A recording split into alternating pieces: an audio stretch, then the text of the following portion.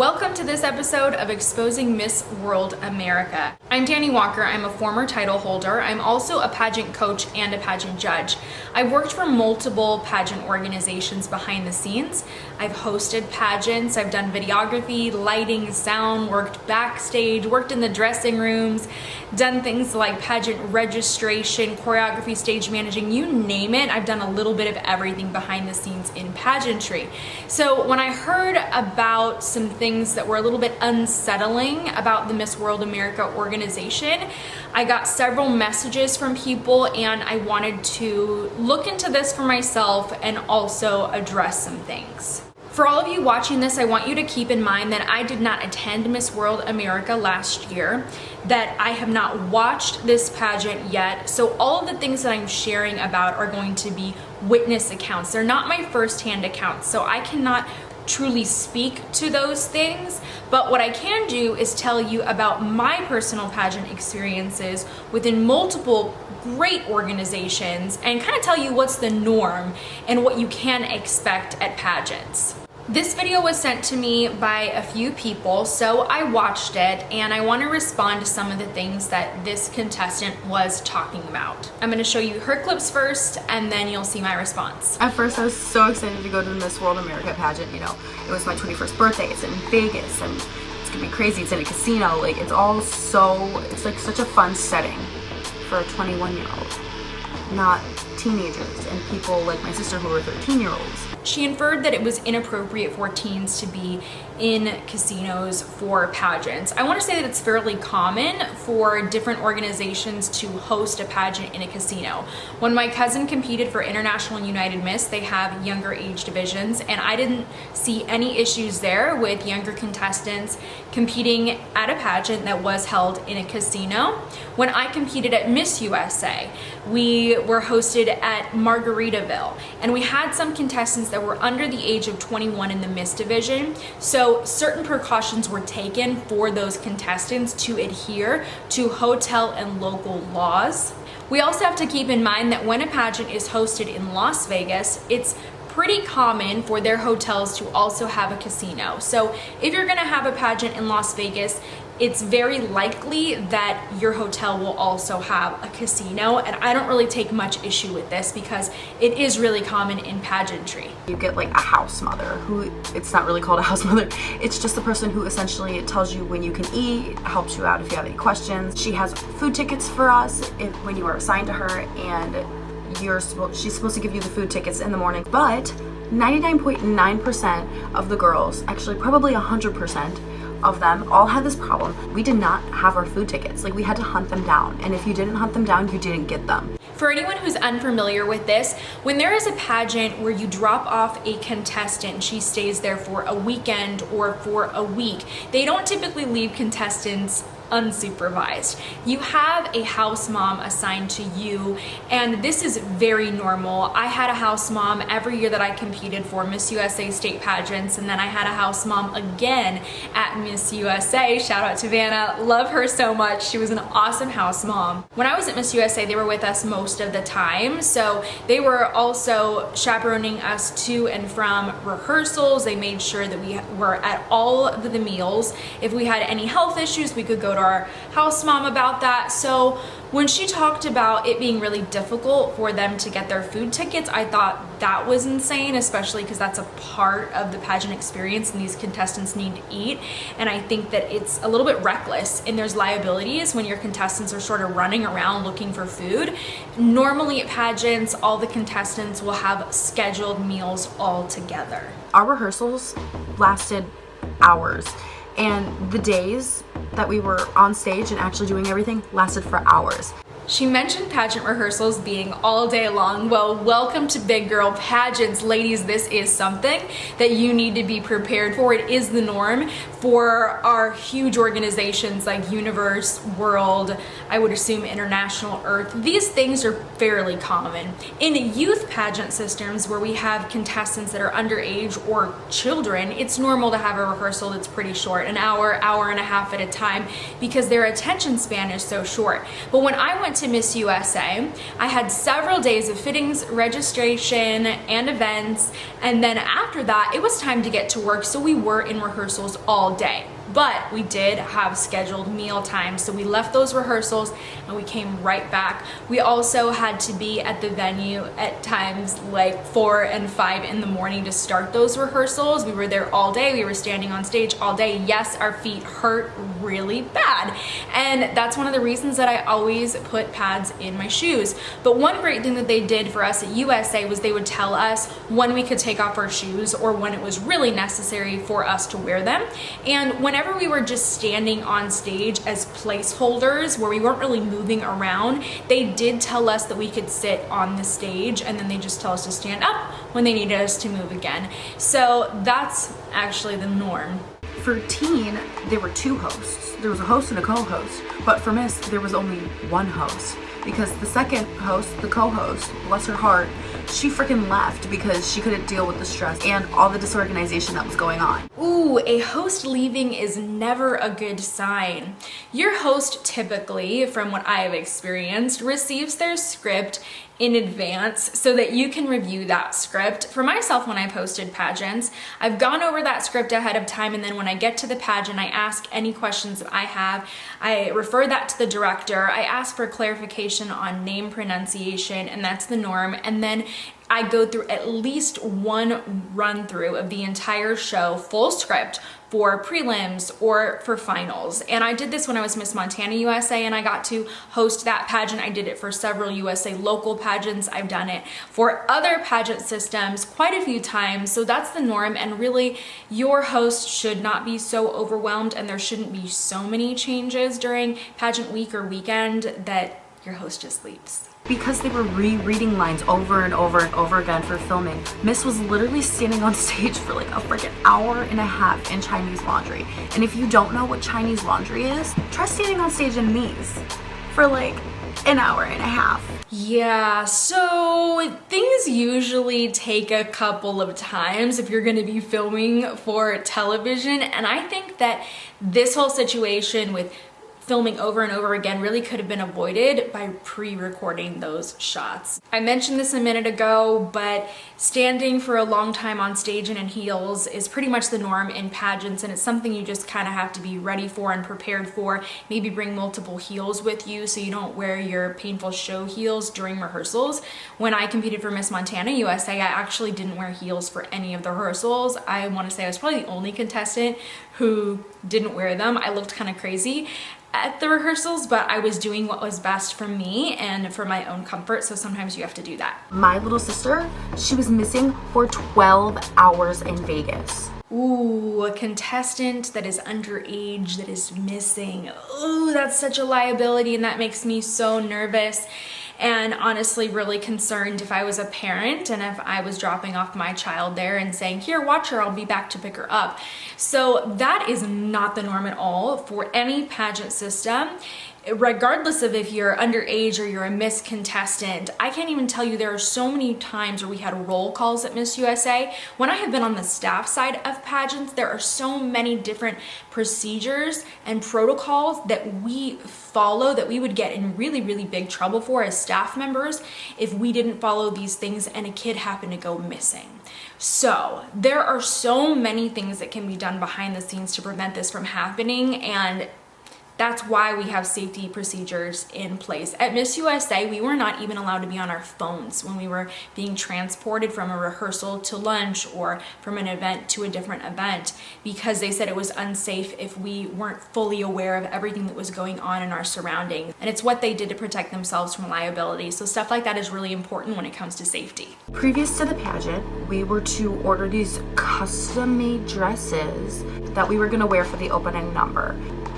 They weren't custom. Only thing custom about them was the color. The dresses weren't custom. Essentially, people found pictures from other pageant systems of girls wearing them. Other designers had already made the dresses. Technically, a dress can be considered custom, and I have seen this, if it is a different color or if it is a slightly different design than what is available to everyone in stores or online. So when they say that the dress was custom, by the typical definitions of fashion and really how other pageant designers do it, yes, it is custom if the color that they were wearing, as you can see in the photos, is different than what everybody else was able to get. Just a reminder, if you haven't already subscribed to my channel, please do so to support it. It would mean so much to me. And also hit the notifications bell so that you can catch special episodes just like this one when they come out. And then if you really look, you can like see the seam where he had it. So there's this seam, and then if you look over here, there's this seam that he like tried to cover it. But they're two different tags. Ooh, switching the labels on the dresses. Ugh, it's just not a good look. Honestly, contestants don't really care, from my point of view, if it's a name brand dress or not. And honestly, when you have a name brand dress, it usually means it's more expensive for the contestants, which is harder on them. So it's fine to put girls in a style for your opening number that is not a name brand or not custom or all of these things. You really don't have to do those things to stand out or to be impressive or to get contestants to sign up for your pageant. So I think that switching the labels and telling them that things were custom, it just was so unnecessary, and it's really not a good look for you if you are truly a designer who's trying to make it in the fashion industry. The teen crown was designed by a famous jeweler. He's great. His jewelry is great.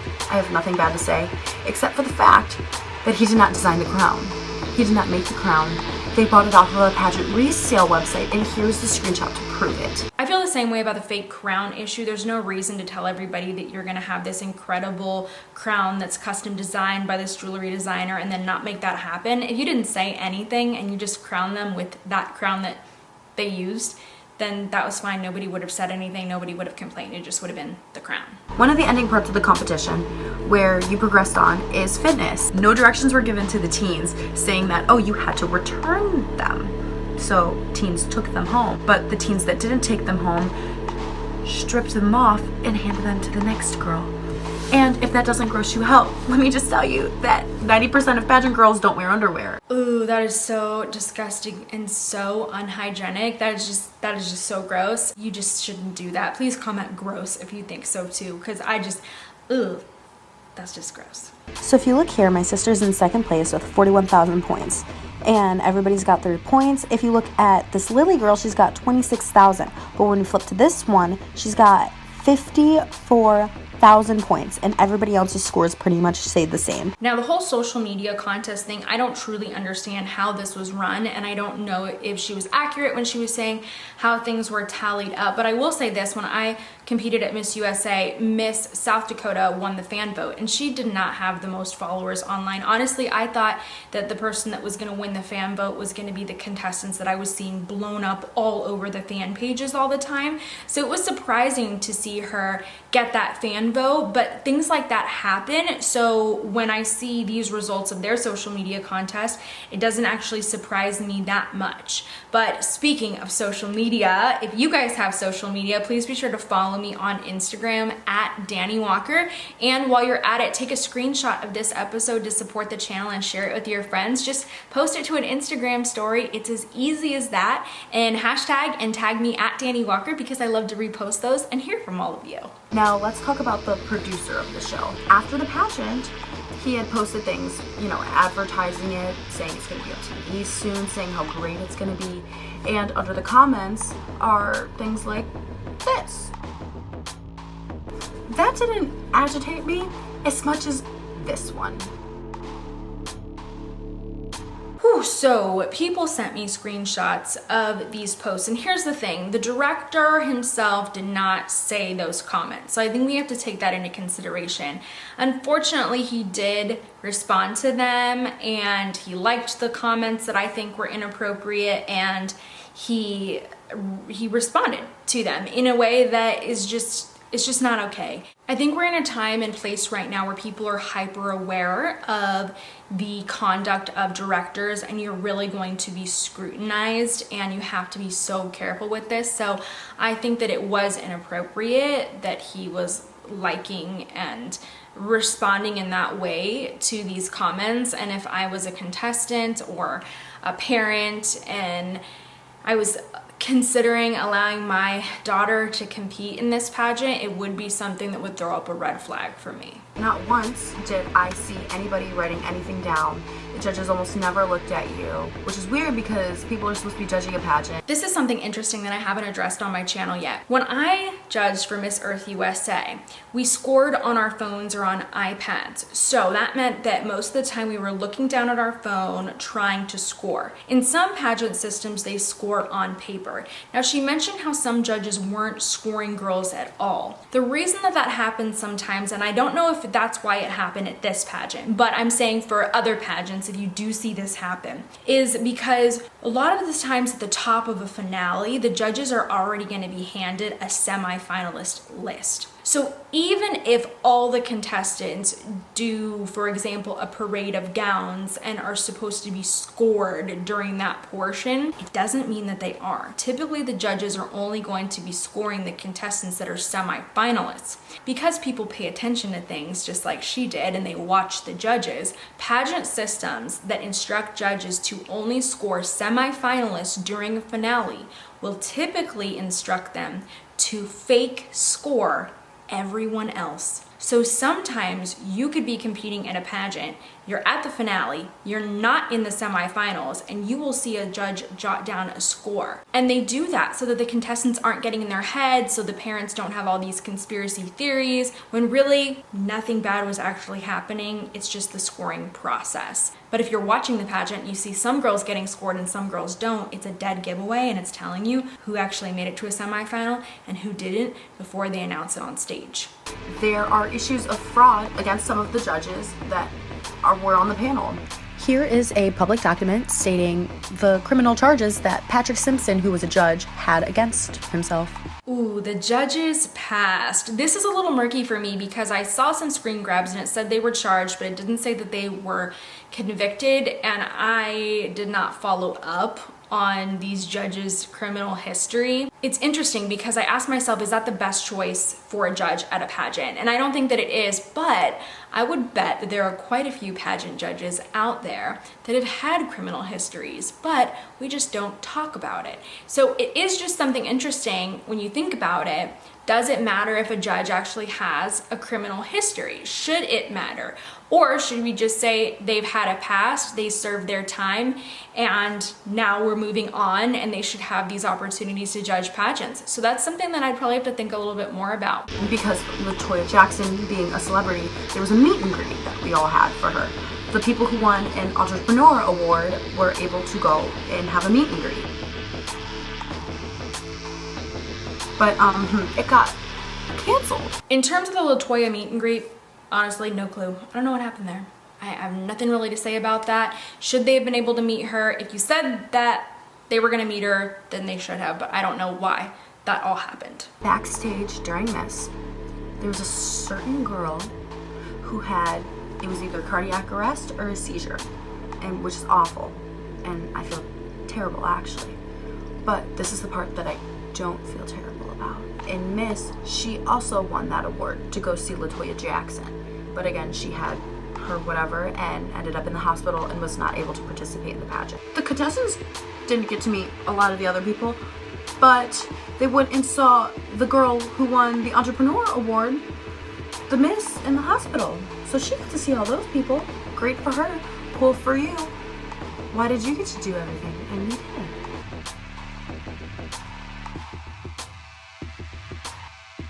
But what I also think is funny is that same girl won every title in the pageant that you could buy out. Which makes me wonder, did you get your top 25 spot because you bought everything out? This part was really interesting to me. Now, I'm biased because Shree is one of my friends, and I know her to be one of the kindest, most encouraging, inspiring, supportive individuals. It does not throw up a red flag to me if I were competing with her that she would advance to a semifinal because she won contests. The reason being is that Shree has a huge following. She has over 60,000 Instagram followers. She is verified online. She has been featured in so many different interviews and articles. She is a philanthropist. She's a survivor of facial burns and heart surgery. She has this incredible story, and so many people that are supportive supportive of her, and so it does not shock me at all that she would win any other kind of optional contest. She's also a point dancer. I mean, there's so many great things about her that does not throw up any red flags for me. And I also didn't find anything wrong with the former title holders or staff members visiting her in the hospital. It was a huge dream of Cherie to represent America at Miss World, and she lost that opportunity when she had a health issue at the pageant. So I have seen things happen like this before, where a contestant became ill at Miss Universe, for example, and they had a special moment where they brought this contestant back on stage just to acknowledge her at the pageant because her journey for the crown had already ended. So I have no issue with people visiting her in the hospital, and honestly, I think that that was the right move to make. Not everybody got their prize.